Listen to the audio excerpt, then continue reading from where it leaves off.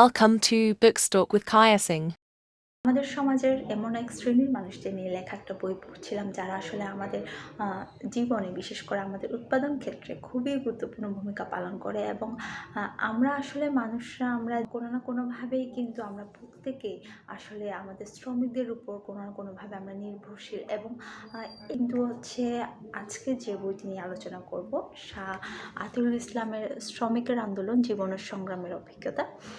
এই বইয়ে কিন্তু একই কথা বলা হয়েছে যে যিনি লেখক তিনিও মনে করেন যে আসলে আমাদের সমাজের সবচেয়ে আগুন শ্রেণী হচ্ছে একমাত্র শ্রমিক শ্রেণী। এবং শাহ আতিউল ইসলাম যতদিন বেঁচে ছিলেন, তিনি একজন শ্রমিক আন্দোলনের প্রবীণ নেতা হিসেবে বেঁচে ছিলেন। এবং তিনি তার কাজের মাধ্যমে শ্রমিকদের কথা তুলে ধরতেন এবং তার সবসময় শ্রমিকদের তিনি এগিয়ে রাখতেন। তার এই যে কাজ, তার এই চিন্তাটাকে বাঁচিয়ে রাখার জন্য হচ্ছে বাংলাদেশ ট্রেড ইউনিয়ন ফেডারেশনের যারা সদস্য আছেন, তারা একটা সময় ঠিক করলেন যে শাহ আতিউল ইসলামের মারা যাওয়ার পর তিনি 2020 সালে 22 অক্টোবর মারা যান। এবং তার স্মৃতিকে, তার কাজকে, তার চিন্তা ভাবনাকে বাঁচিয়ে রাখার জন্য আমাদের সবার মাঝে, এই জন্য বাংলাদেশ ট্রেড ইউনিয়নের ফেডারেশনের সদস্যরা ঠিক করলেন যে তিনি জীবিত থাকাকালীন যেসব বিভিন্ন প্রোগ্রামে তিনি তার বক্তব্য বা বিবৃতি দিয়েছেন, সেগুলো একটি বই আকারে তারা বের করবেন। এবং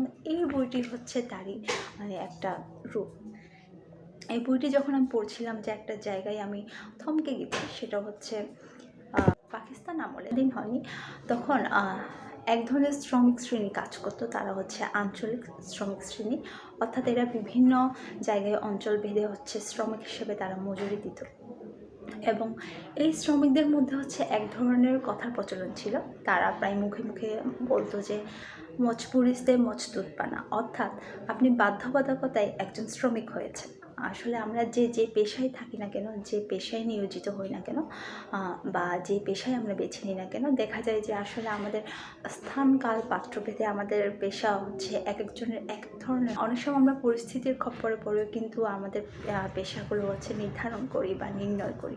ঠিক তেমনি দেখা যাচ্ছে যে একজন শ্রমিকের হিস্ট্রি যদি আমি দেখতে যাই, তাহলে হয়তো আমি দেখব যে একজন শ্রমিক আসলে কখনোই একজন শ্রমিক হিসেবে জন্ম নেয় না, বা জন্ম নেওয়ার সঙ্গে সঙ্গে বা জন্মের পর কিন্তু সে একজন শ্রমিক হিসেবে কখনোই জন্ম নেয় না। ঠিক তেমনি একজন কামারও হয়তো বা ওইভাবে জন্ম নেয় না।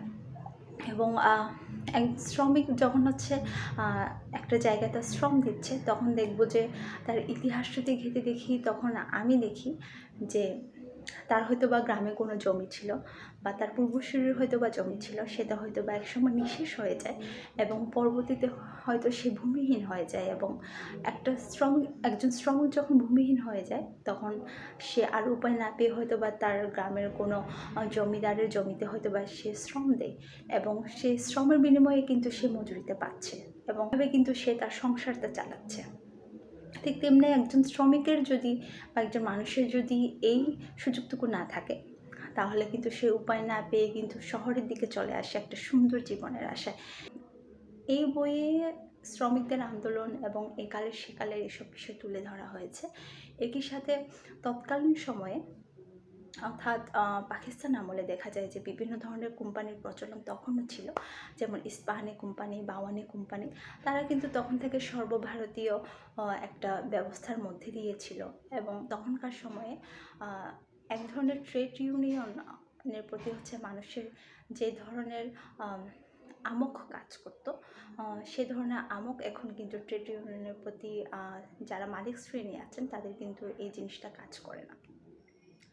বর্তমান সময়ে লেখকের ভাষ্য অনুযায়ী ট্রেড ইউনিয়নকে সবাই হচ্ছে এক ধরনের ধ্বংসস্বরূপ বা হুমকির চোখে দেখে, বিশেষ করে মালিক শ্রেণীরা। যখন আমি পড়ছিলাম, আমার কাছে মনে হচ্ছিল যে আসলে শ্রমিক শ্রেণীর মানুষের তাদের জন্য কতটুকু শ্রম দেন, এবং বিশেষ করে অর্থনৈতিক ক্ষেত্রে শিল্প খাতে বিশেষ ভূমিকা পালন করেন, কিন্তু আসলে আমরা তাদের জন্য হচ্ছে প্রাপ্য মর্যাদাটুকু আমরা দিচ্ছি কিনা, এই প্রশ্নটাও থেকে যায়। এবং আমার এখনও মনে আছে, যদিও বা আমার হচ্ছে ক্লিয়ারলি এই জিনিসটা মনে নেই, যে করোনাকালীন সময়ে কোনো একটা পত্রিকায় যেন আমি দেখে শ্রমিকরা তার বেতন পাচ্ছে না। তো এই জিনিসগুলো বারবার হচ্ছে, এই বইটা যখন আমি পড়ছিলাম, আমার বারবার হচ্ছে মাথায় আসছিল। এই বইটা পড়ে আমার খুব, এবং এই বই থেকে আসলে নেওয়ার অনেক কিছুই আছে, কারণ আমাদের সমাজে অনেক শ্রেণীর মানুষ আছে যারা আসলে তাদের শ্রমের ন্যায্য মূল্য পায় না। তো আজকের ব্লগ এই পর্যন্ত। সবাই ভালো থাকবেন, সুস্থ থাকবেন। টাটা।